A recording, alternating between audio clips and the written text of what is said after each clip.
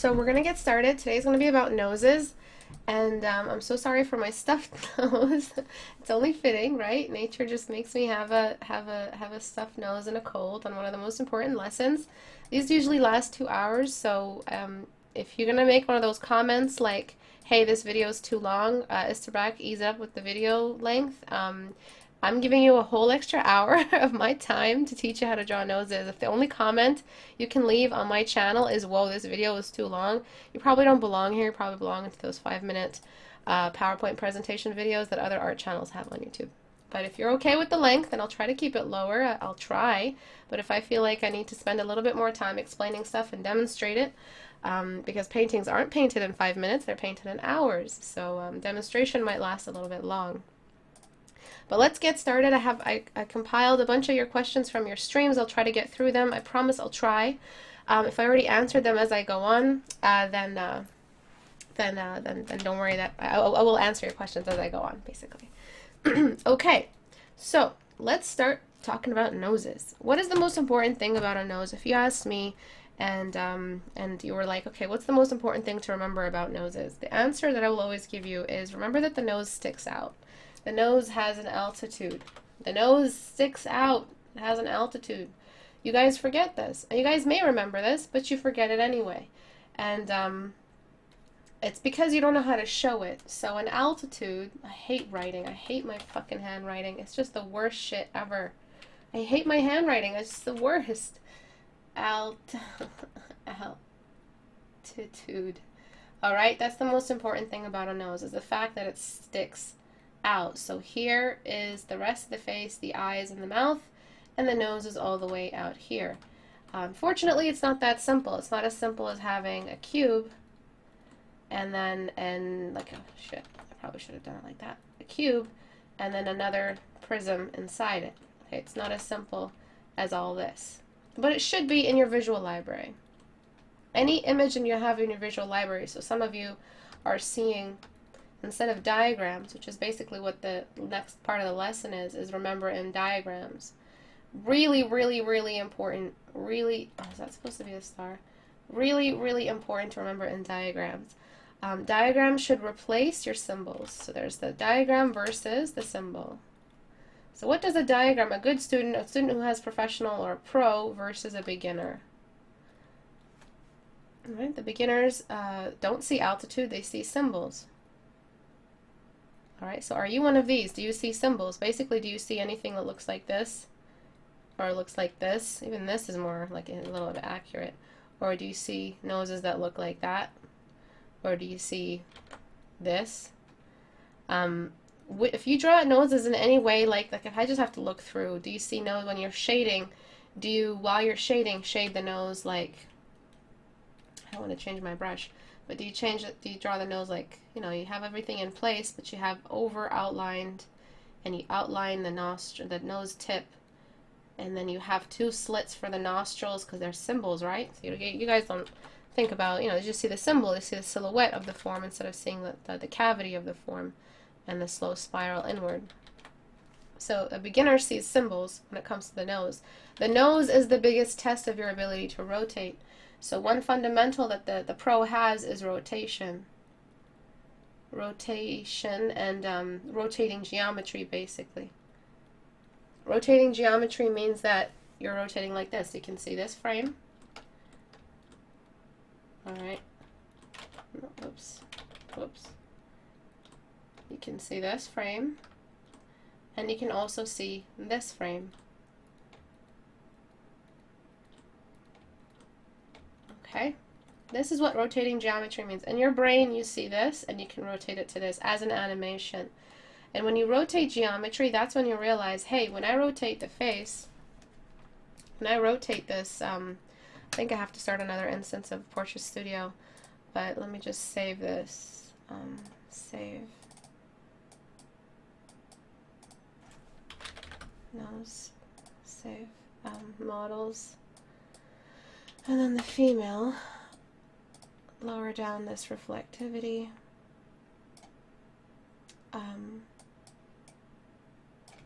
Okay. So the fact that this nose does this from the side. See that? It sticks out. So this is what you don't know how to do in your mind. This is not what you don't know how to do that yet. You don't know how to do this yet, or this, or this, and these are 3/4 view tests. And the biggest issue when drawing a 3/4 view nose is the fact that you're not rotating the geometry. Do you see this really distinct side of the nose right here? So you're like, okay, Istebrak, I believe you, I get it, take it easy. How do I get this nose sorry, I just need to load my example. How do I get this nose? What geometric shape do I use for the nose? You just have to use like a prism.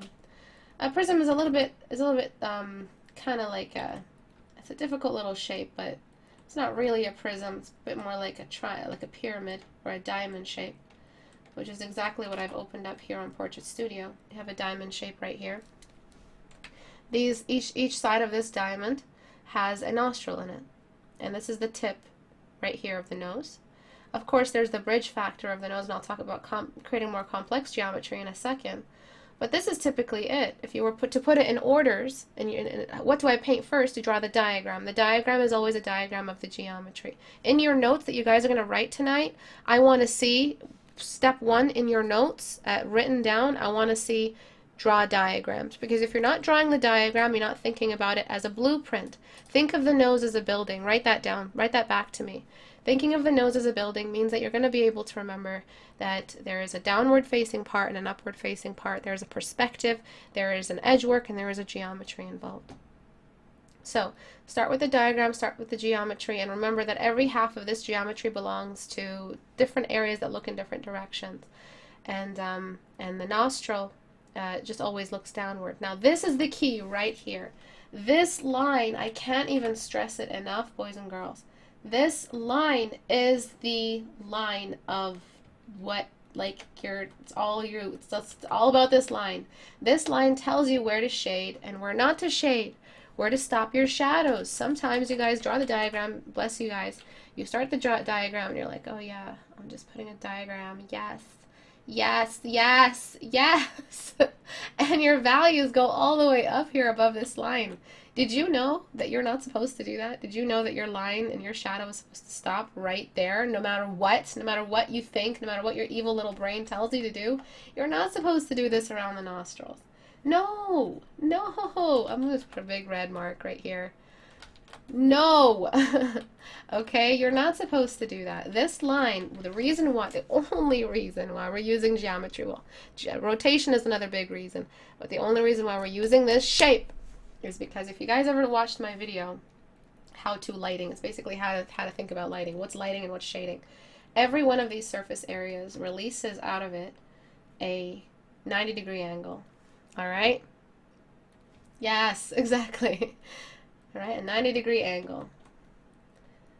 The light source nearby, wherever it is, you always have to ask yourself, where is the light source coming from? If you're not asking yourself where is the light source coming from, you are not going to draw well. Your drawing is going to suck, period.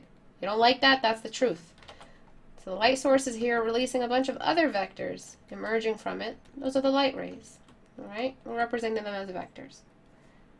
La la la la la. Which of these surface areas here, out of these 4, looks at the light the best? Which one faces the light the best? Clearly, not this one. This one faces the light the worst. This one is the most displaced away from the light source. If you measured it as an angle, this one is all the way across the map. It's almost a 180-degree displacement away from this position. So it's completely gone. It's completely out of the way. This one is just as displaced, but not really just displaced, because the cast shadow is going to move in this direction. And the fact that this is orange, I don't like orange. I hate orange. The cast shadow is moving in this direction, meaning that this one is not going to have a bunch of bounce light to diffuse it. This one is. This one is a little bit less displaced. It is still 180 degrees, but it's got bounce light potential. The face and the cheekbone and the upper lip are all possibly illuminating this part of the nostril. The one that is the most exposed to the light source is this one. And when something is really exposed to the light source is when you have a geometry that has the vector looking straight at the light source. They have like this gaze of love, and they're just like, Hello? Is it me you're looking for? And then you have like a perfect, parallel. They're parallel to each other. And this is when you have a really, really bright surface, when something looks directly at the light source. So that's why when you have in a room and you're trying to decide, okay, how light am I going? How dark am I going? You choose two major shades. What is the lightest, most exposed surface to the light source in this scenario, in this composition, in this canvas, and what is the most displaced? I choose that darkest dark and I choose that lightest light. I'm not choosing black or white, I'm choosing something of a gray. But that's what you're supposed to find. Find the most exposed surface. Remember the edge work that tells you where not to shade, and then just go from there. So what are the lines good for? The lines are good, let me choose, I like nice happy purple. The lines are good for telling you where not to shade. Whoa, not to shade. Okay, this is what the lines are. These lines are edges, these edges. Edges tell you where not to shade. In your diagram, you're using lines. Diagram uses lines. Lines are edges. They're equal to the edge. And the edges tell you where not to shade. Meaning where to cut it. Meaning where to stop. Meaning where to just tell your paintbrush to just chill the fuck out. Stop shading, because now you're just making the nose bridge the size of the face. Alright? So what are we doing here? Where are we right now? Where are we? Where are we? We've decided that yes, geometry is a good thing. It's a big thumbs up. Geometry is a good thing. But what next? What do I do next? Okay, I've blocked in the nose. Everything is nice. Everything is set up. What do I do next? You look towards anatomy. Geometry is the science. Geometry is the sculpting. Geometry is the altitude. Geometry is the the first and second and third dimensions. So usually we have X and Y. So if we take a step back and go back to our notes, and the difference between a beginner and a professional, a beginner only has X and Y axis and the way they see things. That's why they draw flat symbols of everything when they draw. Like they draw flat everything. And it's okay to move back towards and remove one dimension when you're going back to your anime style or working towards a more realistic style. That's acceptable. But a beginner has no idea what style is yet. They're only using it as an excuse. Really, it's just bad habits. A beginner doesn't have a style. They just have bad habits. And that's it. That's the end of it. That's the end of it. A professional has the X and Y, but they have the Z-axis too. And the Z-axis is the difference between the square and the cube. Because we actually have an actual Z-axis right there. That's the Z-axis. This Z-axis is everywhere. It's all over the place. It's available right here. This is the Z-axis. The Z-axis reminds us that there is an altitude. Alright? The altitude is visible on the side view. We only start seeing the nose as a let's see if we can rotate this. Alright, sorry, this is some weird fucking lighting shit that's happening to Portrait Studio, but let me see if I can fix it. Alright, so this is the front view of the nose. This is how easy it is to confuse this with a symbol. Humans remember easier through symbols than they do as geometry. So as an artist, you even have to fight, you even have to climb that mountain, that steep mountain, you have to climb it. So you have to just replace the way you think, which is a normal human thing to do, is just think in symbols, and that's fine. But as an artist, if you want to draw a little bit better, you have to introduce yourself to the third dimension. And the third dimension has the Z-axis, and the Z-axis is visible when we do this. Okay? Look. Oh, it sticks out. Oh, look at that. This is just the other side of the diamond, but it sticks out. Oh my. Okay, that's what you're supposed to remind yourself of. That's what the geometry is good for. So the most important thing, okay, Istebrak, I really suck at noses. What do I do to fix it? Draw diagrams, and three-dimensional diagrams that are geometries. Draw diagrams. Find the most common denominator that is of the nose, that is the complexity of the nose, and just define it by one core geometry. And I'm going to tell you what the actual shape is. The best shape to use is a combination of a prism and a square pyramid. And basically it just looks like this. This is the shape of the nose. So maybe I should start a new, I don't want to start a new layer. I like this whole map that we're making here, but okay, I'll just delete this weirdo right here. Okay, so remember these notes that I drew here. I should see them in yours. But the shape, what is the shape, Istebrak? This is the shape, all right? I'm going to give it a name. I'm going to give it, I'm not going to make the mistake of using Bob and Steve again. It would seem very sad not to bring them up. They pretty much started my channel. But this is the shape of the, I'm going to draw it as a diagram. We've got the bridge, and then we've got the two sides. Whoa, I'm really messing this up. And then we've got the other side. This is it, and this is a really weird shape that I drew, but this is pretty much it. That's the shape. Okay, boys and girls, this is the shape. We'll call it a square. No, we'll call it a square pyramid. It is pretty much like a square pyramid, you know. It's just that it's got a longer side instead of a short side. Look, a square side, and then that's just pretty much what it is. I do want you to remember that the most basic version of it and the complex version of it. But if you remember this, it'll be very easy for you to decide, okay, I'm not supposed to bring shadows up here. This is not right. And I'm not supposed to outline these sides of the nose. These sides are not supposed to be as dark as the lower bit. This part is supposed to have a very distinct shadow, a light to it that does not share values with these sides. These sides are complete edges. And if you guys remember, edge work is twofold. There's two kinds of edges. And you ask me, what's edge work? Edge work is rendering. Basically, edge work is the holy grail.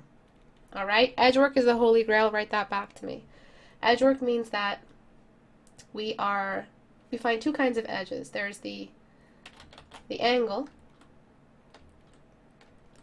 and it can manifest in all kinds of ways. It can be this, like, an angle like that. Alright, so it's got a degree. Just folding a paper. You can fold the paper on the other side, so you have the point, the vertice pointing outward. Or you have one object in front of another object. These are the two ways you have edges. This edge doesn't share anything, a super sharp lasso edge between this shape and this shape. And this is the lasso edge. So let me open up my work. This is what I mean by this sharp edge right here. Okay, this is one object in front of the other. And we've got another very similar edge. The eyeball, or the bulge of the eyeball, is in front of the depression of the eye socket. So we have another example of those edges. Then we have actual vertices, angles. So we've got an edge like that right along the nose. This is an actual edge. And it's just an angle, it's a degree. We have one object in front of the other, which is the background. So those are the two kinds of edges that we're meeting. So that's pretty much, I'm just telling you, this is an example of this kind of edge. The vertice, or the paper fold, and the 3/4 view, if the nose is turned just enough, it'll be a one object in front of the other kind of. See, one object, it'll start to leave its, look at the space here, how it's shrinking. It'll start to leave its surface completely and then share space with the background, but be completely unblended. That's it. After your geometry, but right before anatomy, you'll think about your edge work, and you just start defining areas that will never be blended.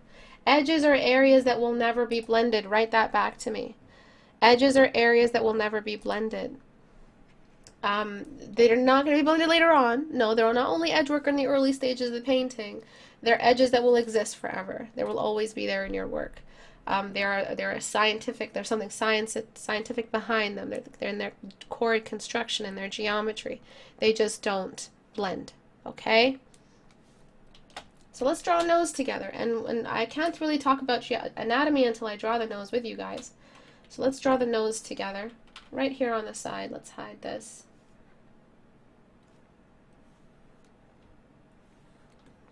Okay.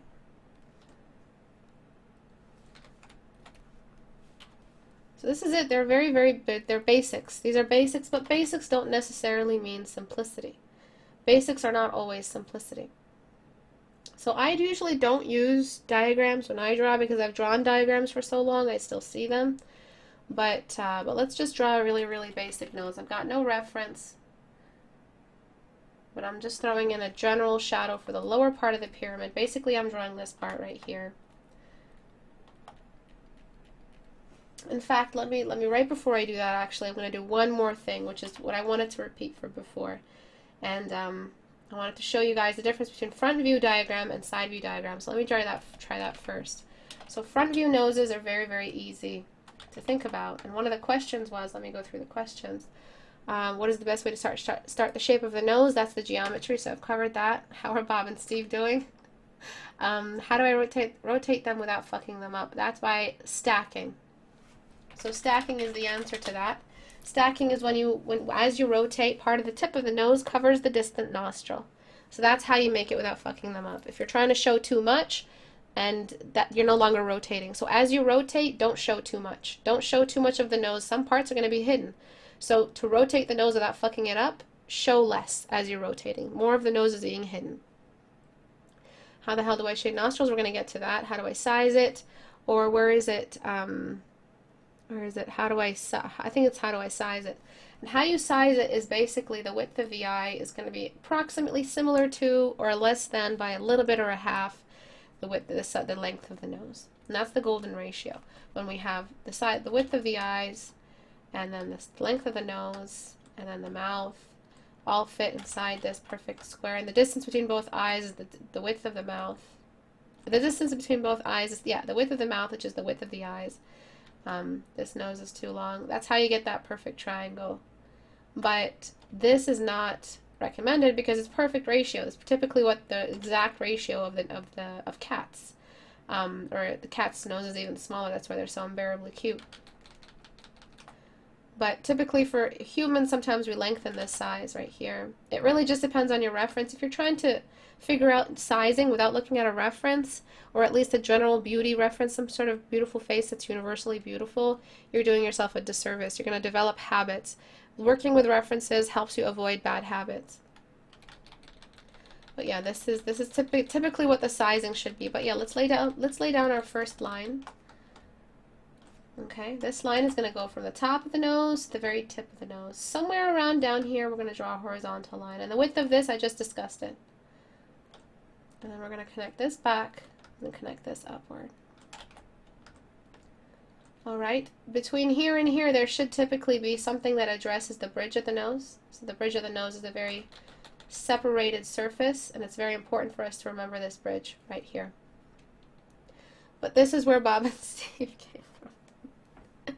Because I was trying not to bore you guys. I was like triangle number 1 and then triangle number 2. So from now on, if you guys critique each other in the community, use this terminology. Use triangle 1, T1, and T2.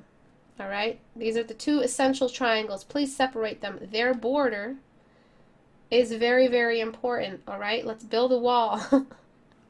Alright, so we're basically, this line it's not optional. Okay? It's not optional. And then we've got slit number 1 for the nostrils. Slit number 2. Let me just get rid of that line. And then we've got open and closed brackets for the sides of the nostrils. These are just diagrams. These lines are not going to stay this light. And then we've got the tip of the nose, which is usually very, very circular or ball-like. From the side, it reads as something like this. Get over the joke, okay? Stop dropping this. Excuse me, I'm very sick. Alright, so the nose on the side doesn't do this. No human nose does this. It curves off, which is why we put this little circle here. So right now what we're doing is we're bringing in anatomy. So diagrams are first. Alright? Your diagram is very important. A diagram reminds you of geometry. And then 2 is the anatomy. And the anatomy comes next, which reminds you of the organic. So these are edges. And these are curves. Alright, diagrams are the geometric. You've considered that. Your brushes are good. They've been guided by some good edge work. And then your anatomy comes after that, which is curving off all those edges appropriately. Anatomy, when you start thinking about it, doesn't mean you start over blending and outdoing the diagram. There's a reason why I put diagrams number 1 on the list. Anatomy is second because it doesn't undo diagrams. So the anatomy does not undo the geometry. Write that back to me. Okay? The anatomy does not undo the geometry. The geometry comes first for a reason. Write that back to me. And that means that we have to keep some areas continuously treated as edges that never blend. This is why I tell you edges never blend. Because you're ruining the fact that, yeah, this is going to be sticking out and its basic structure isn't going to be blended with the rest of the face. It doesn't blend with the rest of the face. It's this tiny little slide on the sides, like tape. But it doesn't blend. That's the question you guys are always asking. How does the nose blend with the face? It's so difficult to do it. You might as well just not try it. Because in order to sneak in a couple of side shadows for the bridge of the nose, you're going to be interrupting the geometric anatomy, the form language. Form language means that when we're value sharing, if you guys remember what value sharing is when you use the same shades for different, it's like using the same word for different objects. That's impossible. You can't use the shadows down here for objects up here, for shades up here. So avoid value sharing, and over blending makes you value share. The anatomy does not undo the geometry. Please remember that, please. All right, so from the side, this is the 3/4 view equivalent of this diagram. You don't do this for the 3/4 view. All right. Actually, let me just undo this. So we start off with our symmetry line. Symmetry line, very, very important, very extremely important. Please do not forget your symmetry line. This line is your symmetry line. All right, your symmetry line is, the nose is not a nose if it's not symmetrical. Period. If you're drawing a person's nose that is tilted off, that is distorted, that has a deviated septum, there are surgeries to fix that because the function is not intact. When you have a nose that is not symmetrical, its function is diminished. So symmetry is function. Symmetry is anatomy. Anatomy is symmetry. Anatomy is function. They're back and forth. So let me draw a little map for that. Function. And then anatomy, which is symmetry, which is function. All right? Function is also geometry.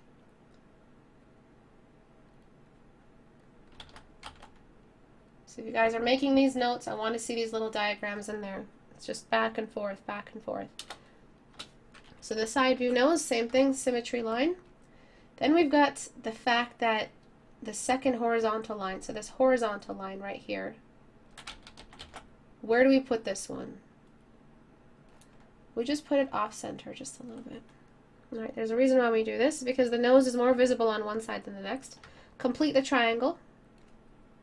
This is how I learned to draw noses, so trust me when I tell you this is how to do it. However, when we put the tip of the nose, when we're trying to locate where the tip of the nose is, so let's try to draw the triangle itself, we're not drawing it like this, we're actually drawing it, the actual tip of the nose is like that. So this is actually what ends up happening to the nose. As soon as you rotate something, you have to address its altitude. All right? Write that back to me. As soon as you rotate something, address its altitude. That means that there's the front view, which is, we got everything set. There's the upper triangle and the lower triangle. And then we're rotating. It's no longer the same lines used for the horizontal to find the symmetry are no longer the lines used to represent tilt. We have new lines. So let me take a screenshot real quick. Or you can take a screenshot with Portrait Studio, but it's okay. It means that this line, so let me capture that, rasterize, right here,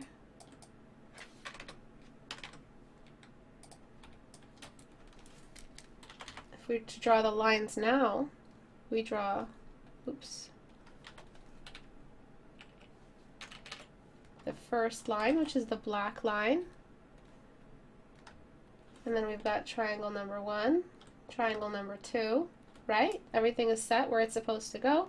But, actually, that's a little bit off than that, but this line, so this is that symmetry line I was telling you. This line right here is what I just drew over here. Okay? As soon as you address altitude, you're moving along a z-axis. This is that z-axis. This is that z-axis. So that's why we displace the tip of the nose so we can remember, hey, as soon as you rotate the nose, it's starting to, you're addressing a whole new dimension. Now you have to start thinking about it as an open space of a canvas instead of a closed canvas. Where it's two-dimensional. Imagine your canvas as an open room. Now there's this rotation aspect. Now there's stuff really happening in your painting. You're seeing things pop out. Then we've got the tip of the nose that's attached on top. And then we've got triangle number 1, parentheses number 1, and then the other one that could be possibly hidden behind the nose. It's hard to place this one. Then you've got nostril number 1, and then nostril number 2 is very, very difficult to see. It almost connects into this symmetry line. See this symmetry line? Nostril starts just there. It's very difficult to see nostril. It's hidden. And perspective, so how much of the nostril to show in an extreme perspective? Not much of the nostril shows because you're looking at the triangle from a top-down view angle, like a top-down. Okay? This is the tip of the nose. This is that red stuff. This is the z-axis. And you're just seeing the bottom part of the nostrils, which is the lower portion. You're not even seeing the other nostril. And this is the altitude. The red line always represents the altitude. Okay? And the z-axis. As long as you think like this, as long as you're always deconstructing your work in such a way where every symbol is replaced with a diagram, no amount of geometry, be it in a perspective, landscape, or an object, or a still life, or any kind of item you're drawing, the rotation will never sneak up on you. Okay? So let's draw a nostril together. Let's draw some noses together. So we'll throw this up here. You're supposed to be down there. Let's do this. And I'll just block in. So I'm not going to be drawing in because I don't want to use up all the time. I'm not going to be drawing in my diagrams. The diagrams are all over here. But what I do is usually I just throw an eye shadow, 2 blocks for the eyes. The brush I'm using, if any of you are going to start asking me about my brush, it's in my brush set on my store in the website, istebrak.com. Okay? Don't ask me about my brushes. So we'll do a front view, actually not a side view. I'll just do a front view nose first. Maybe if I have time I'll do a side view. Alright, so what I'm doing, what am I doing? I'm blocking in. Sometimes I throw a little bit of a shadow here and there. If I feel like it. If I feel like the light would allow that. If I want a universal light source. But typically what I'm trying to do is just find a way to outline the nose without outlining it. So this means that if you guys didn't know you could do this, if you didn't have a good idea on blocking, you guys would do this. And you would do this. Please don't do this. Please. If you're sketching, then use a fucking thin, tiny little sketch brush.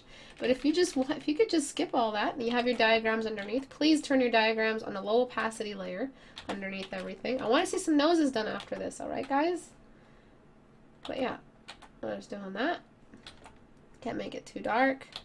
Kind of made them asymmetrical. The thing is, when I skip my lines, I always find myself working asymmetrically. Only because I'm lazy.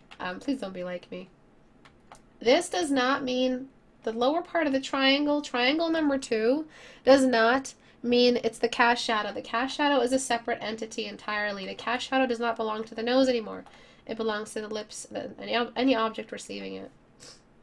Alright, what I usually do next is I just start blending. Sometimes remember, when you do blend geometries, remember how we bring in anatomy and we round everything off with some anatomy? So we have our geometric, and then the geometries, diagram and the geometry, and then anatomy and the curvature and the organics.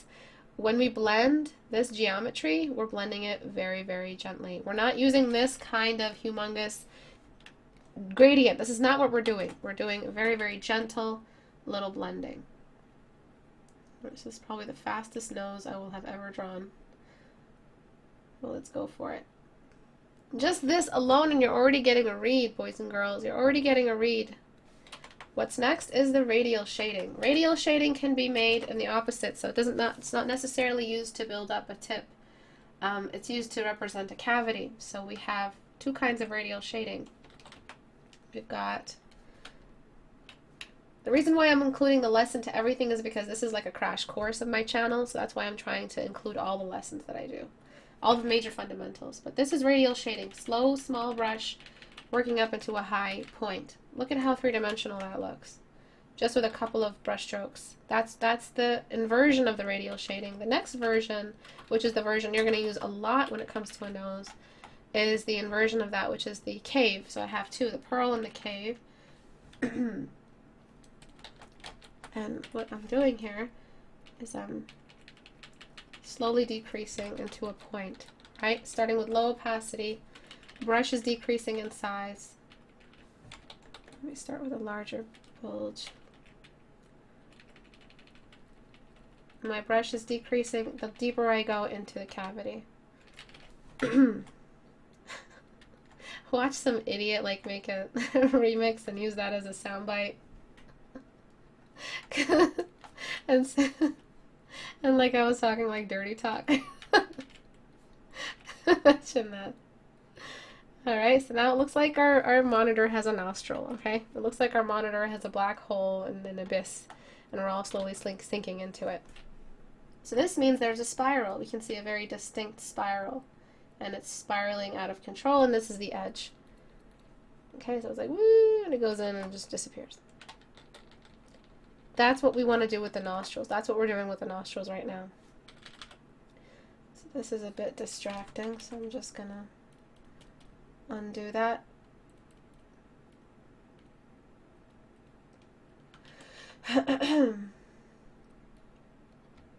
Shrink that, tuck it away, and do the same thing. But we don't do that unless we've decided exactly where the cavities of the nose are. There are some severe edges. You see, this pearl wouldn't be visible, and this cavity wouldn't be visible if it wasn't for this edge and this super sharp edge that I created with the lasso. So remember that, you need edges. So then, as you know, the 6 dark spots of the face are the nostrils, the eyes, eye pigmentation, and the pupils, and then the lip corners. So remember, you need the dark spots. You need 2 black like little spots over here. Blup, blup, just like that. One of these halves we're going to blend away, and one we're going to keep. Let me just correct my nose here. Sometimes when I'm blocking it, I'm between like super high opacity, almost 100%, and sometimes I'm just in between some basic, like medium levels. I put a little dot of shadow just underneath because that's the cast shadow. A tiny little indication of the nostrils as they fold. But am I doing this? No. Are you guys doing this? Yes. And you should stop. And you should do this instead. It ends right there. Please make sure the nostril is actually large enough. It actually looks like a nostril. Right? Nostril is needed so it can breathe. A lot of you are still drawing the little slit, and the slit is not a nostril. It's not a cavity. And function equals anatomy. So it needs to actually be able to breathe in order for it to look realistic.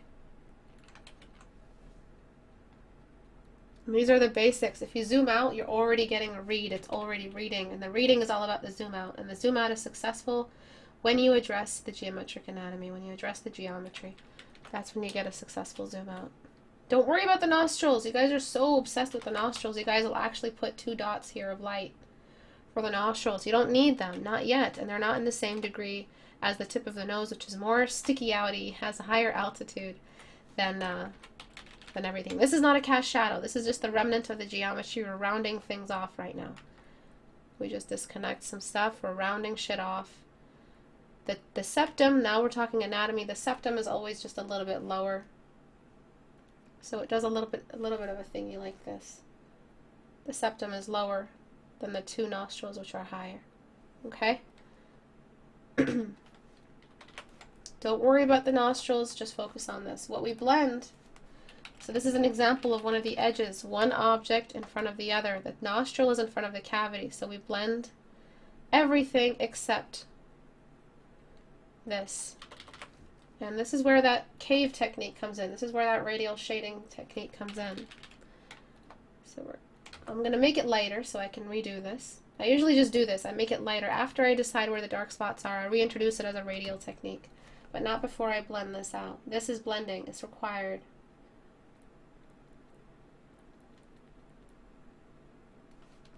Right.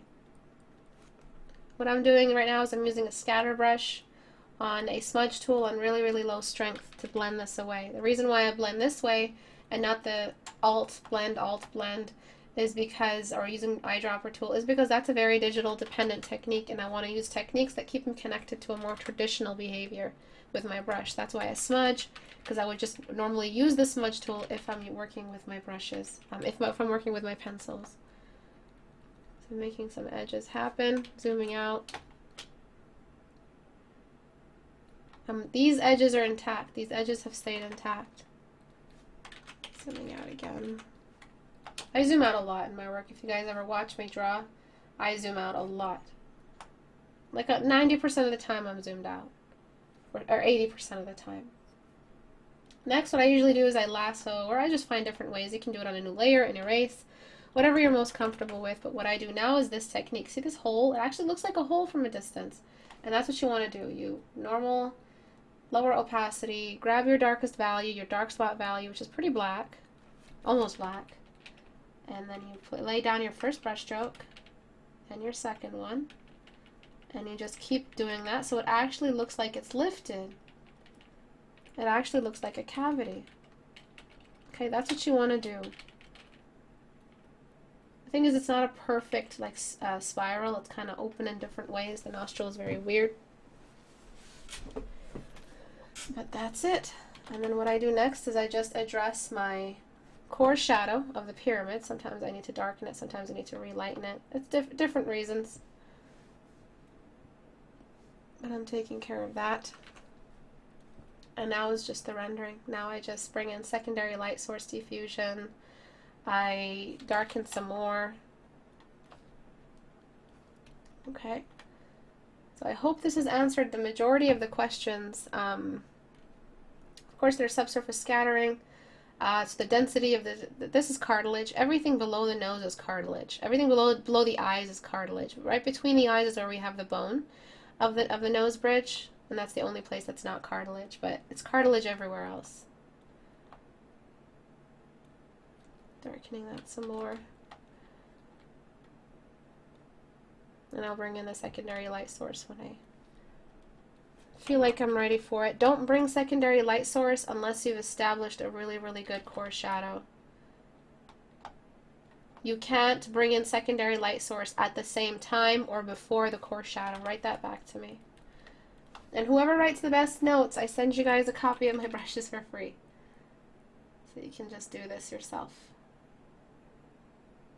But yeah, today's going to be a long class. This is demonstration. I'm showing it to you. If this is too long for you, if your patience is wearing thin by this time, I really don't know what to tell you. Maybe art is not for you. Because you need to sit down for many hours, grueling hours. They'll pass. They'll be very fun to you. For me, 3 hours pass and I don't even notice it anymore. But if this is getting to be too much, then, yeah. So I'm borrowing some of this value, and I'm using it for the nostrils. Now I can start thinking about the nostrils. The nostrils can either be met with an edge on the side. So I am outlining. Believe it, I'm outlining. But it doesn't stay as an outline. It starts to lift upward, because the nostrils do tuck away underneath. They do a little tuck. Right? And I'm not value sharing. This value is going to stay this dark. This value is going to stay this dark. So I'm not value sharing. The sides of the nose are just fine. This is a very general nose. I'm not working with any reference.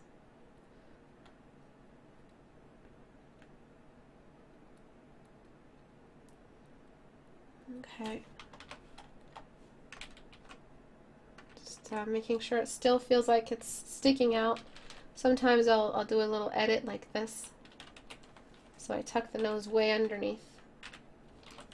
Something like that. Just so the nose feels a little bit more universal, less specific. So a little thing like that. I don't know. It's just a taste thing. More pointed nose, I guess.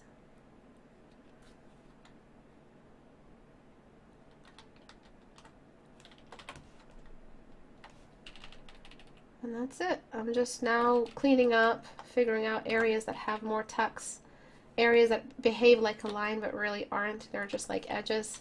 So right under here, sometimes I have a little edge. No cast shadows yet. No cast shadows yet at all.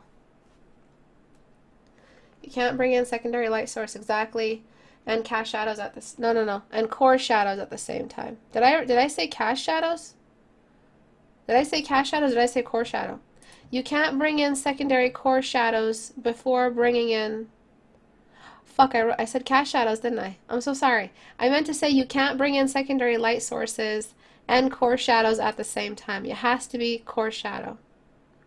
I think I said core shadow. I think you guys just wrote cast shadow. I don't know. I have the recording. I'll look it up.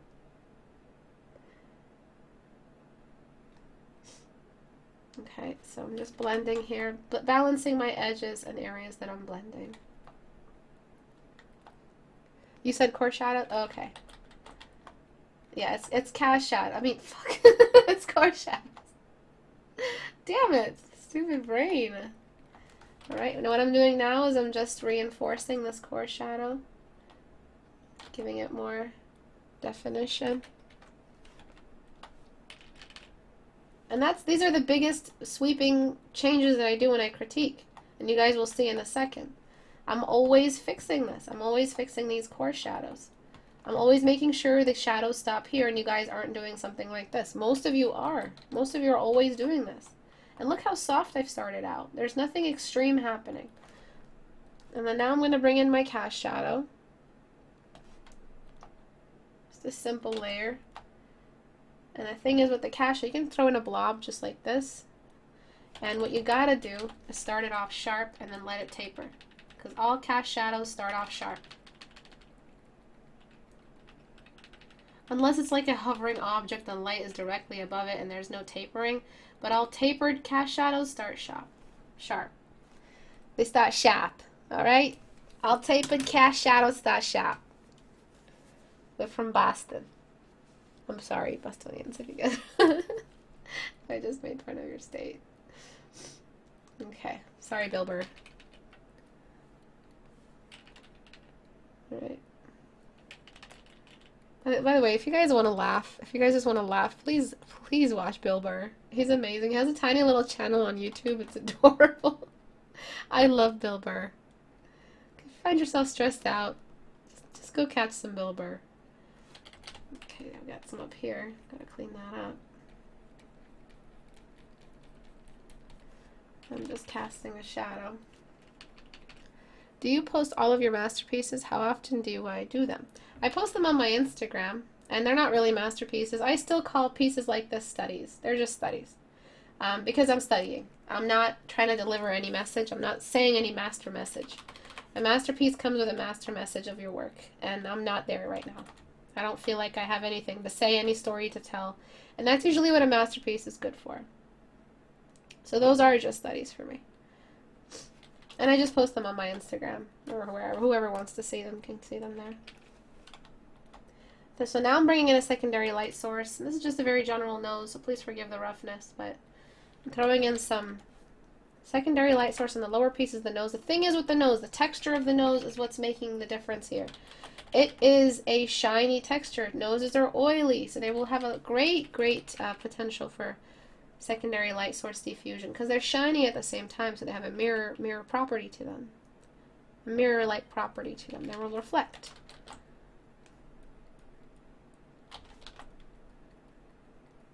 Okay, so I'm going to do some quick critiques after this, and we're just going to make sure we have all these principles intact. But that's pretty much it with the nose, guys. There's a lot of edge work left for my taste. I usually bring in a lot more edge work. I sometimes go back and anywhere where I've over blended, if I want the nose to be a little bit more angular, I just do a little thing like that. Sometimes I completely defuse the sides of the nose. So this is why I say the nose bridge is overrated. You don't really need it, do you? You get rid of it, the nose still behaves. Sometimes we get rid of these side noses. I just use them sometimes for placement, just as placeholders to remind me of this essential shape. Sometimes the nostril just has a little bit of a dimple on either side, but it's still not as dark as anything nearby. Sometimes we have a little bit of a bump on the button nose. Sometimes we have just a little bit of light, just the smallest little bit of light right here. Okay? The thing is, I gotta darken the whole bit. I gotta darken it all. So I can make the placement happen, make a little bit more sense. Whoa, that's too dark. Okay, so I'm going to try to redo it. I'm going to try to redo the bridge this time, but against the darker skin tone is basically what I just did. I darkened the skin tone. Replacing the edge in for the nose. I could have just done this in a different layer. Whatever, it's too late. Okay, and then we can't just leave it like this. We have to curve it off with some anatomy. So curving edges and the line of the edge as well, the road of the edge. And then we curve.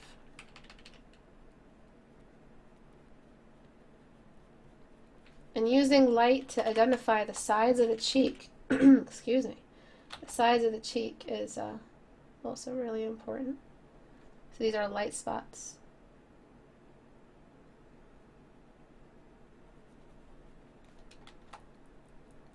Okay. And that's how we make the distinction between the nostril and the rest of the face, with edges. The nostril does not connect to the face. If you're seeing it from the side view, maybe. But from front view, nostril does not connect to the face. Write that down. So I'm just going to get my more strong edging brush. And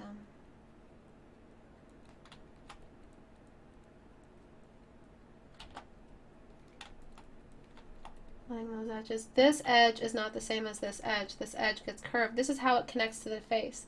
In order to connect the nose successfully to the face, you have to start off with this edge, and then you just blend it away.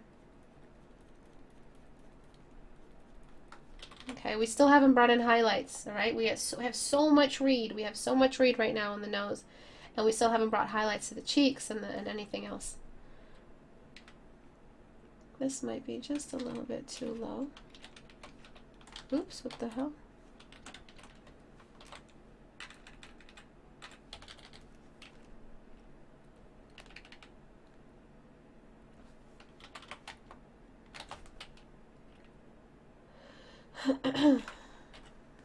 Okay, so no edges just yet.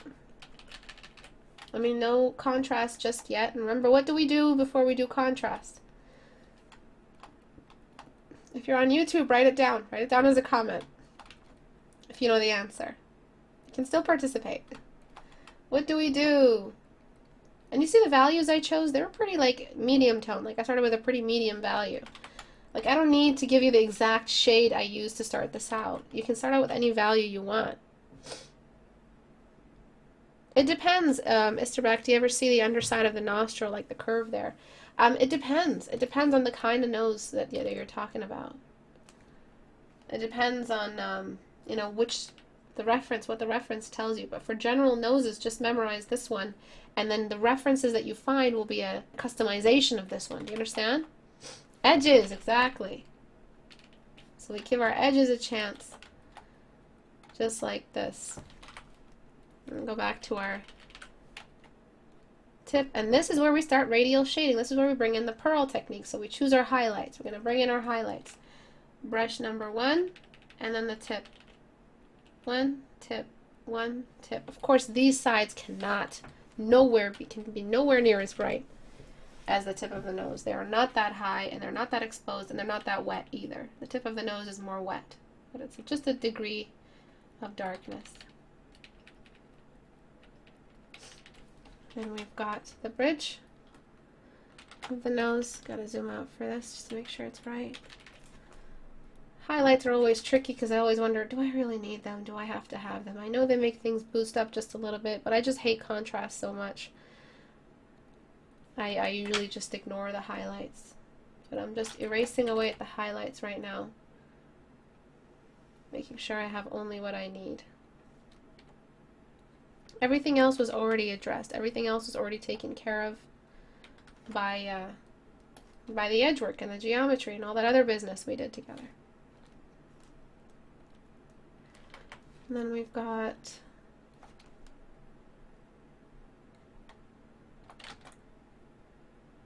the highlight on the other side of the cheek. And you can customize this however you want. By customize, I mean your reference can change. Every human's face is different. This is a very universal face.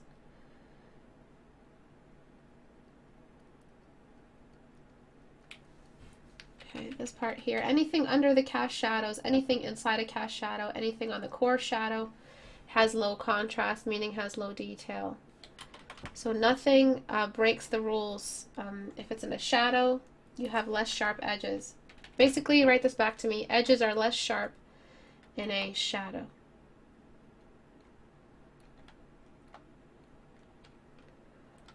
Alright, just even though I brought in secondary light source, I still want to reinforce the cast shadow. See how simple it is? And this whole time, you guys, it's my style. It's not your style, it's science. Okay? I'm not disrupting your style by bringing in some science. And the reason why you're making mistakes is not because it's your style, it's because you have bad habits. And your bad habits are bad habits because they don't have enough science in them. Bada bing, bada boom. Alright, you want to draw better noses? You want to draw better portraits? You want to prove to your parents you can make money out of your art? Please listen to what I'm saying to you. And you will make money out of your art. So because I don't have time to do edge work, I'm just going to run a quick sharpen layer on top of that. Maybe I'll just do a sharp mask or whatever. Never mind. Filter. Sharpen. Stupid sharpen layer, useless piece of shit. And then we have the dark. The darkest darks can go a little bit darker. So if of the two, black or white, which one would be better for me to get for the sake of contrast? Always go for the darkest darks. If you have to bring in contrast and you can only bring one, either black or white, bring in the black. Alright, that'll do more for your art than the white will. See how I'm very, very careful, super careful with science rules. Bill. Bill Nye the Science Guy. He's the best. Anyways, yeah, he is the best. I'm just diffusing some more of that secondary. I feel like I don't need it that much.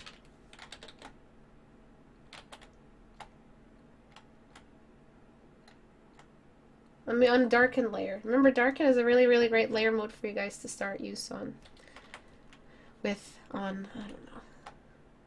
I'm ESL, man. English isn't my first language. Give me a break. I'm not the best at English, and I'm not, I mean, I took English lit. I'm not saying I'm above average, I think, but I still mess up my ons and my twos. Even after all these years. Just colloquially, I don't know. Alright. Okay, boys and girls, this is the nose, eh? Now I'm going to start critiquing some noses. And I messed up this edge over here. You can do this with a lasso, you can do it with a brush, you can erase, do what you gotta do. But I'm making this edge super, super sharp. And you can see this in all my work. I like this edge. It's a good edge. It's a forgotten edge, and I like to give it some attention. A plus b squared equals a squared plus 2ab plus b squared. I hate math. Fucking math. Darken. in high school, I failed math, and I had to take it again. And I was like, I swear to God, I'm not failing it again. And I was so mad for myself for failing it, because I don't fail anything. And it was just a bad time of the, year for me, and it was just the worst. I just ended up failing math. Math was the only class I ever failed. So I don't know if I took it in the summer. I know I took it the next year. And I focused all my fucking energy on grade 11 calculus. I forget what it's called. It was just like advanced maths. I aced it. I got a 92. Ever since then, I have not looked at math in any loving way. I said, I did this to prove to myself I'm not stupid. I'm not just an artist that is only good at art. I can do maths as well. And that was the last math grade I ever got, and I've never looked back since. I didn't want to be defeated, but at the same time, it's only because I'm still afraid of math that I haven't looked back. But grade 11 was the last year I took math, and then I did some math in college because we were doing astronomy and some basic measuring of like planet rotation and Newton's laws and all of that. We learned a couple maths here and there, like a couple laws, but it wasn't as advanced as like calculus. So I never looked back since. Can highlight share values with different altitudes? If they are at the same altitude, yes. If they are different altitudes, meaning one is the highest and everything else is lower, no, Rosa. Absolutely not. You cannot share highlights. You cannot value share. That's just the rule. That's the rule. There's no value sharing. No value sharing at all, either with darks or with lights. The only way you can value share is if you've got two depressions that are of equal value. So you've got two caves that are equally deep. Only those two caves can borrow the same value. That's it. If you've got two mountains, the same height, if you've got two noses on the face, then two noses can have the same highlighter, Rosa. Or Rosalinda, sorry. Okay, so there's the nose. I'm going to save this. Desktop. Okay, so let's look at the questions. Let's see if any questions are...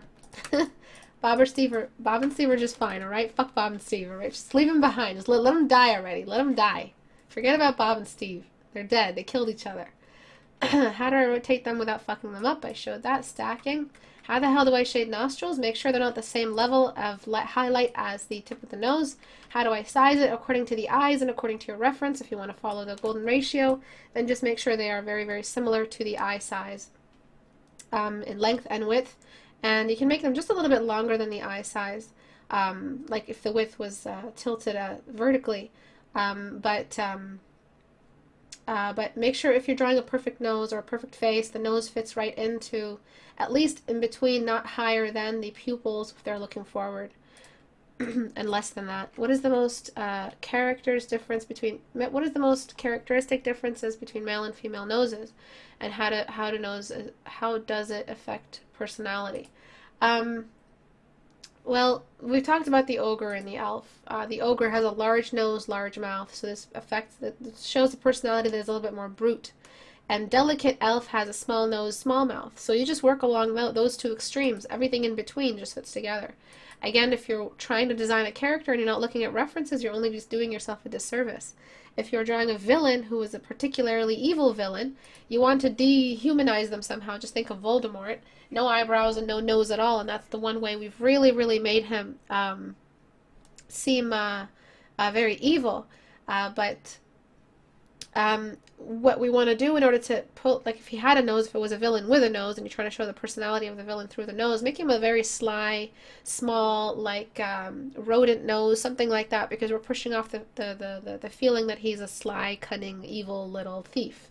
If that's what you're going for, you give them a very, very long nose. If it's a very snooty woman who's very high class and then high maintenance, then you raise the nose up and have that. It comes from cartooning and tropes, really. But this is not to do with nasal anatomy. It's more to do with character design. So there's other lessons that I've covered on that. Question 1, hard surface versus soft surface. I don't have any examples of subsurface scattering, but all you gotta do is look at, like Google it, subsurface scattering nose images. I mean, it's not, the nose is not this susceptible to subsurface scattering, but this is pretty much what it means. We've got parts of the light trapped inside the nose, illuminating the light outward. The nose is full of blood, and that makes a whole red illumination. This is what subsurface scattering is, and I have a whole lesson on that. It's illuminate and saturate is what subsurface scattering is all about. And then we have, hook noses, how to draw hook noses straight on. Hook noses are, let me see if I can show you with Portrait Studio. Reflectivity is all the way down. Okay, so actually let me keep this one. No, I'll just keep this one. And the model, go down to the nose. Okay, so downturn nose is basically a nose that does this. Let me just make her size a bit bigger. And then, actually maybe I can use the male. No, I'll use the female. Nostrils, downturned. A downturned nose just basically means we're not seeing the nostrils. Just look at that, what happened to that. So before, after, and then the before. We see some of the nostrils if we tilt the nose up.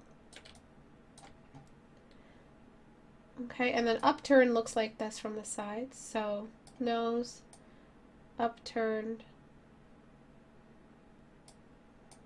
Second. I think the male will show this much better.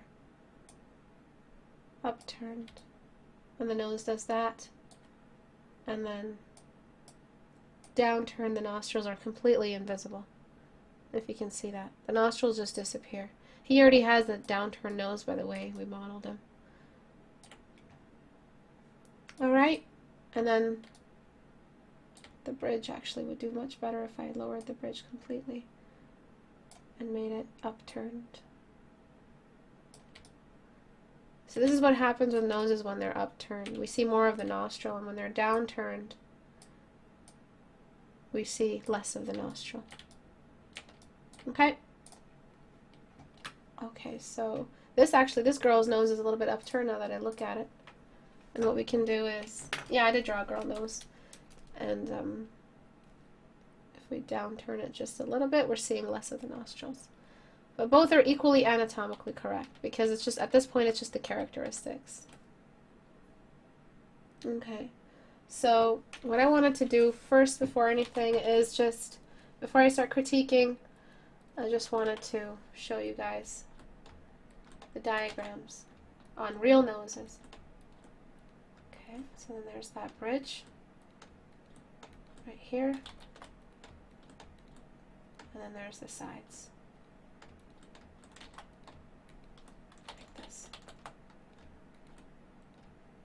Okay, so this is how you should break down these. Of course, every nose is different. That's the thing. With the reference, you already get the customized nose. Look at her. She just smelled shawarma. She's like, oh my god, there's shawarma. Where is it? So we're seeing the side view and the, like, she's kind of tilted as well. So this would be the top side.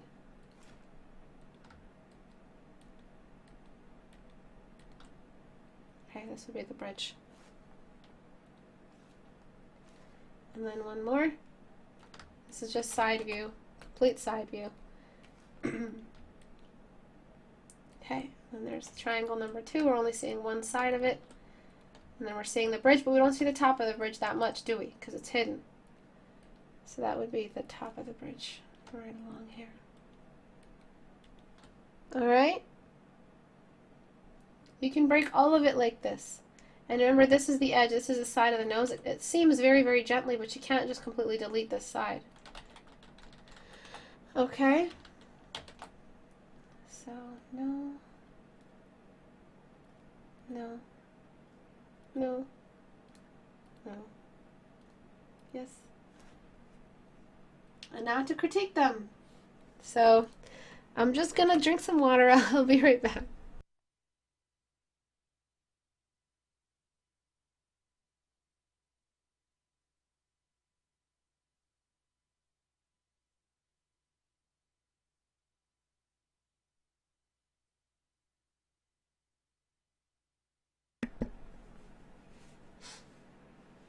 By using the pyramid shape. That's how you draw the bottom triangle. By using the pyramid shape. Files. Load. This shape right here. Use this line. All the way down. Okay. So one thing you should always do is just make the background the same color as the skin tone. You're doing a nose study. So you just might as well just make the background the right color, which is just the skin tone color here that you chose.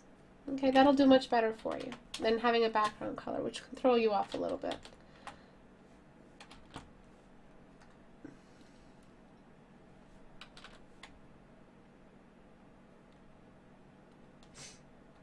Okay. Feeling a bit sick. I really want to take a break, but gotta finish up. Okay, so where do we see the mistakes? Many, many mistakes. And I told you guys, the two most important brush strokes that I do when I'm doing a critique is I'm doing the core shadow value. I'm almost always reminding you guys of the shape, of the geometric shape. Every time, not almost always, always. And this top half needed. These are the main fixes, the main reasons why the noses you guys draw look just a little bit off. The highlight, there's too much contrast as well. You used way too much white. And you weren't getting to read, so I don't blame you. That's probably why you used too much. And then this nostril is way overdrawn. So I'm going to completely blend away the sides of that nostril. And I'm just going to get the edge work for the sides of the face.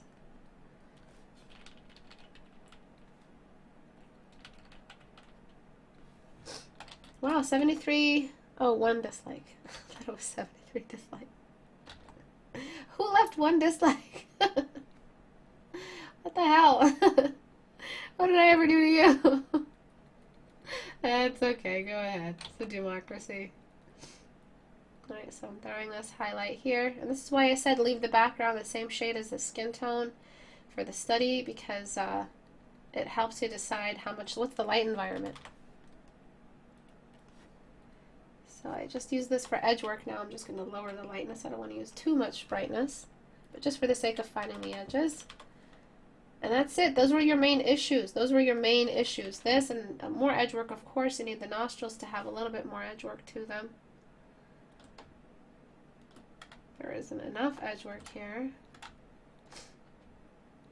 Yeah, I'm such a bad cold. I just want to take a nap.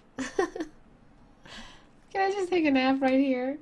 No, I gotta do my workout, gotta clean up, gotta do some work, then I gotta stream again for my studies.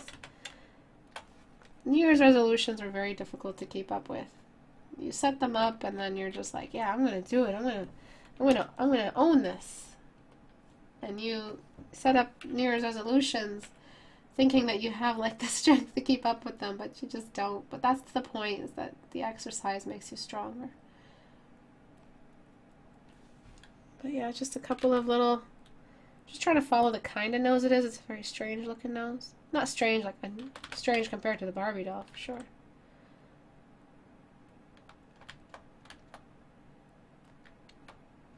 And some secondary light source. Really important to have secondary light source, boys and girls.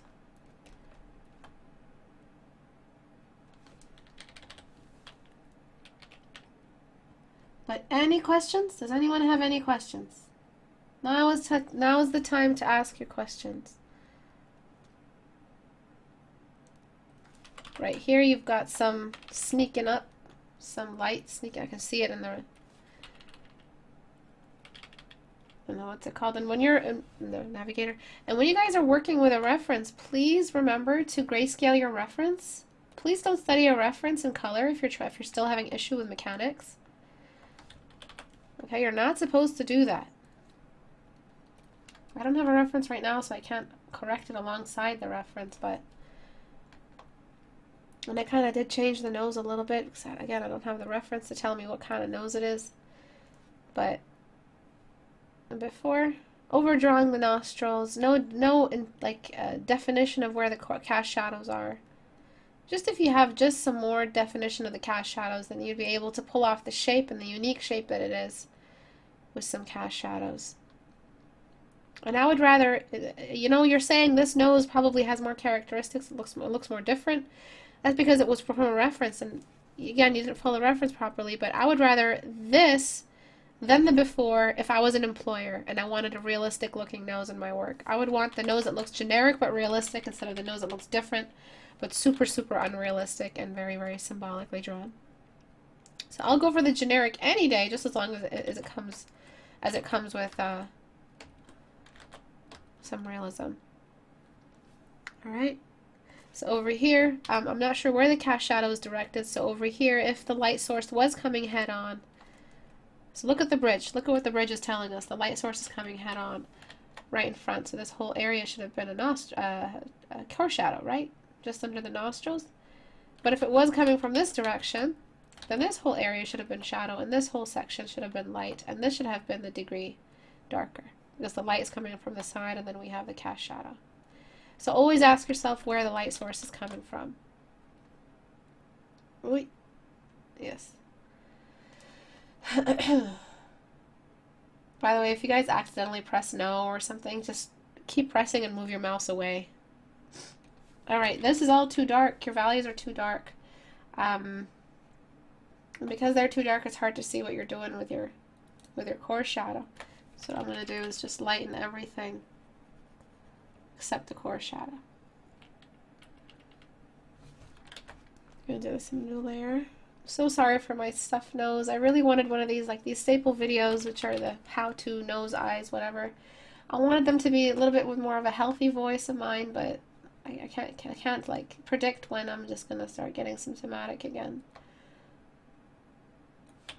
And I'm erasing here, wherever there's a core shadow.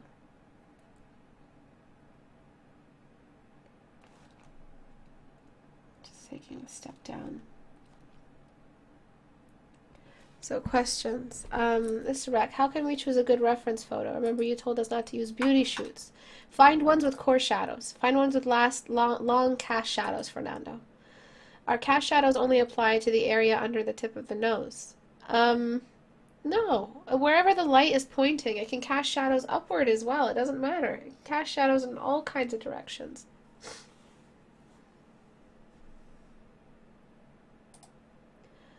I'm sorry, I don't know what you mean, Roberto, with my brush style. When are hands going to be a lesson? Soon? I don't know. How do I grayscale a reference, Istebrak? You drop it into Photoshop. Okay. Make a new layer. Choose pure white or pure black or any gray. It doesn't matter, as long as it has no color in it. Turn that layer into color mode and merge down. Don't go into desaturate and don't press Control U desaturate. This is the only method you should be using. It doesn't touch the values at all. Only removes the color from the combination. Okay, that's how you grayscale it. Core shadows are the same value. All core shadows? No. It depends on displacement from the light source. It depends on edges. It depends on nearby reflection. It depends on cavities. It depends on whether or not they're even cavities or the degree of the cavity. Istebrak, why is my art so bad? I'm sure your art is not bad, Jeffrey. Try some form studies. Can you do critiques lessons on gestures and anatomy and the rest of the body? That's definitely in my, to-do list. There's a lot of stuff on my to-do list. It's very difficult teaching privately and publicly. There's just so much, and I get drained, and I only have so much time to run private lessons. That doing private YouTube lessons, like pre-recorded YouTube lessons, I find it very difficult to find time for those. So all I can do is fit whatever I can fit for you guys in these 2 hours a week. But there is a list, and I hope I can get to it soon. Can you make a 10-minute video that will fix all my art problems? I'm a very busy person. Actually, I can, Jeffrey. Jeffrey, I can. Form studies. I can teach you how to fix form studies, to make form studies, and that will in turn, after a great deal of mileage, making form studies, will fix all of your problems. If you're very busy and you can only fit in a form study, it's the equivalent of doing like 2 masterpieces, in my opinion. A form study is a very difficult thing to do. Did you use the lasso tool to make radial drawing or just the circle shape? I used the circle shape for that one example.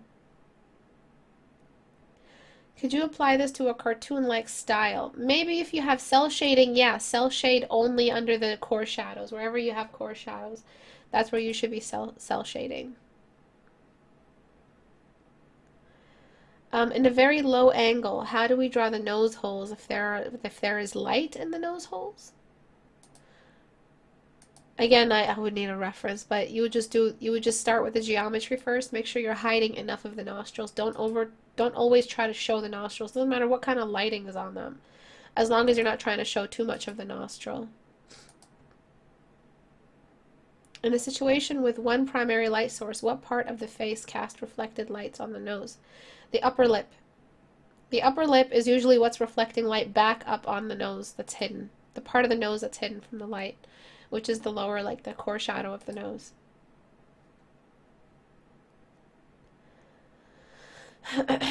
Okay, so I'm just going to finish up this paint over, and so just like that, we're getting rid of all this extra stuff, leaving the nostrils and the core shadows the most important pieces. It's really, really important you guys are remembering these rules. And then we have the cheeks are the nearest next light spot. If you guys remember, I've listed the light spots to you guys before. Cheeks are light spots. Write that back to me. So that means the cheeks are the next nearest value that gets color on it. I mean light on it. I feel so sick. It just makes so much sense, right? That I got a cold when I'm teaching about noses. It's just so fitting. God has a great sense of humor. You can keep trying to nerf me, God, but you're not going to succeed. I'm unnerfable. I will find the one piece. Sorry. And then I'm throwing off more light here, and then because it was so dark, you cast shadows. And the reason how I know that this wasn't a skin tone is because the highlight reached so high. Right? Only the nostrils should be this dark. The cast shadows should be light. The cast shadows belong to the skin tone receiving it, which is pretty light, which is why the cast shadows are light.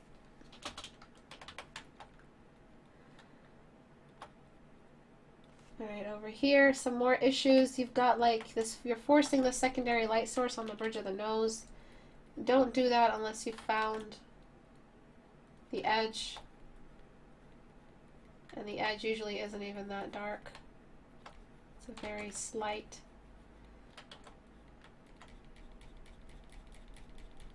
Light on the other side of the cheek. The cheek isn't a different skin tone color than the nose, so it shouldn't be this dark.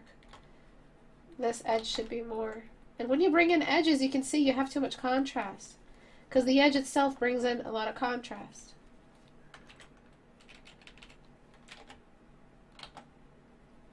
Sorry guys, one sec.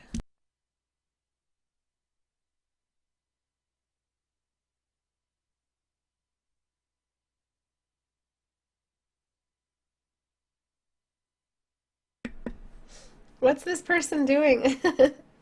Why do you have to ban them so much? Alright. Then we've got this whole skin tone. So stop confusing the skin tone as a shade. It's not. It's a highlight. It's like part of like a mid-tone. Skin tone is a mid-tone. So stop giving it shadow colors.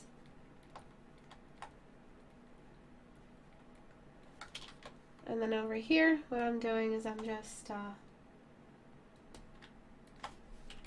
see this nostril? This nostril gets part of the shadow because we're going back to the geometry.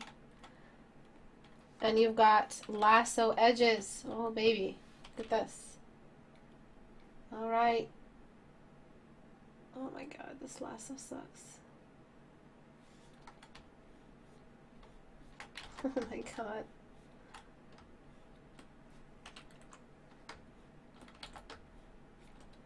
Alright, so what I'm doing right now is I'm finding this lasso edge because this object is in front of another object. It's a background. The cheek becomes the background.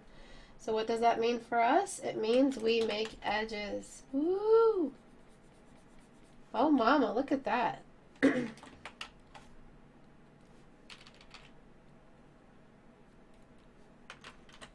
Right, that's what we need right here. We don't need that secondary light source mumbo jumbo. We just need this beautiful edge for this nose. That edge is life. This is the top of the nostril. In fact, this nostril edge could be a little bit, the nostril shape itself is a little bit off. So I don't usually have lessons, so today was a pretty big day. I usually just go into the critique hour.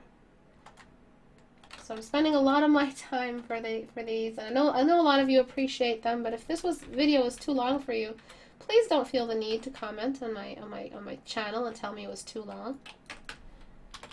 I don't want to know. I know what 2 hours means. If this video was too long for you, then art might be a little bit too long for you too. It might take a little bit too long. So instead of leaving a thank you, you guys decide to tell me my tutorial videos are too long. I don't know what your parents taught you in manners, but this is for a very specific two or three people. If you guys find them on the comment section, feel free to write them a new one. You have my blessing. Alright, where else do we have some more edges? But yeah, I just think it's in bad taste. If you have nothing good to say, just like we learned in kindergarten, don't say anything at all. Some more edges here. And if you don't like what I just said, you can leave a dislike. So far we only have just the one dislike.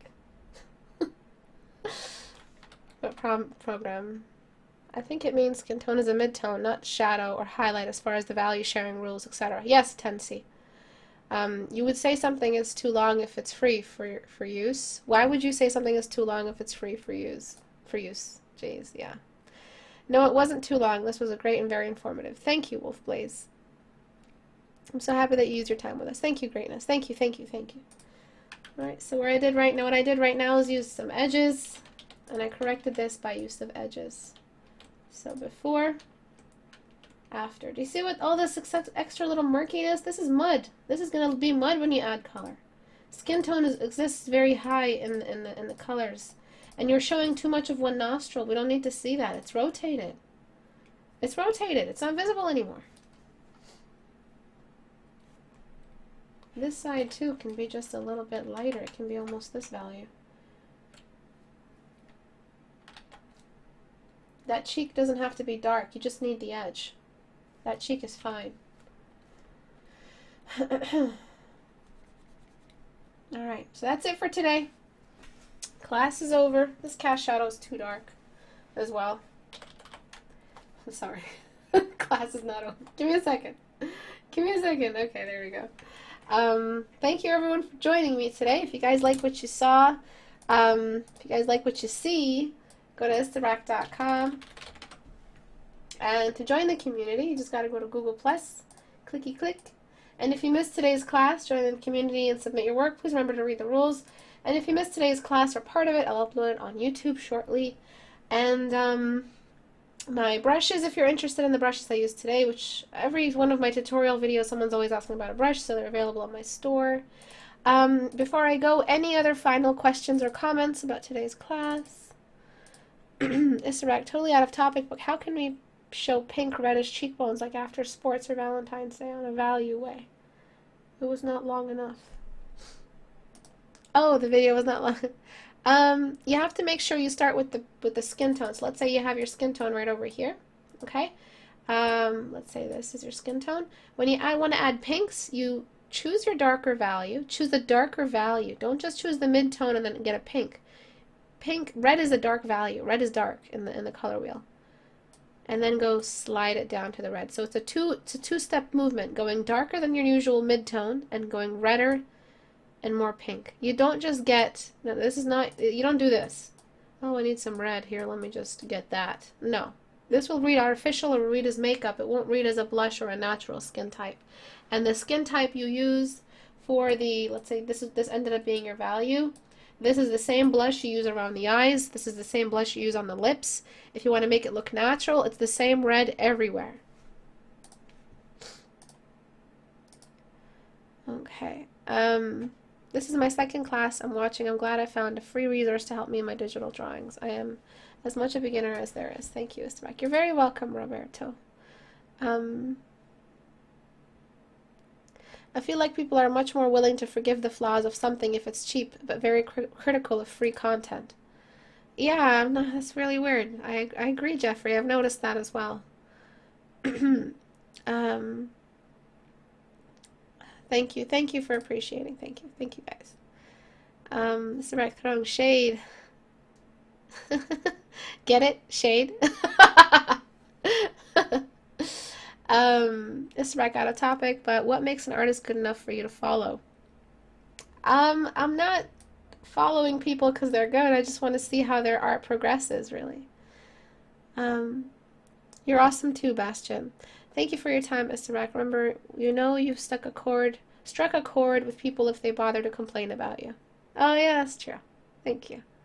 Are you going to be streaming later tonight? Probably, Kyle. Queen Yoka, thanks for being the best teacher on YouTube. You're very welcome. I'm not sure about that. Next Tuesday is Floral Humanoids. Yes, thank you, Jeremy. Next Tuesday is going to be the due date for the Floral Humanoids Challenge. So a lot of you have been uploading them. They look beautiful.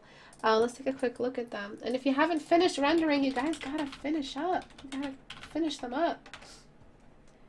So, you know, here you go to theme submissions, and this is where you find the floral humanoid designs. Some people have some amazing stuff in the works.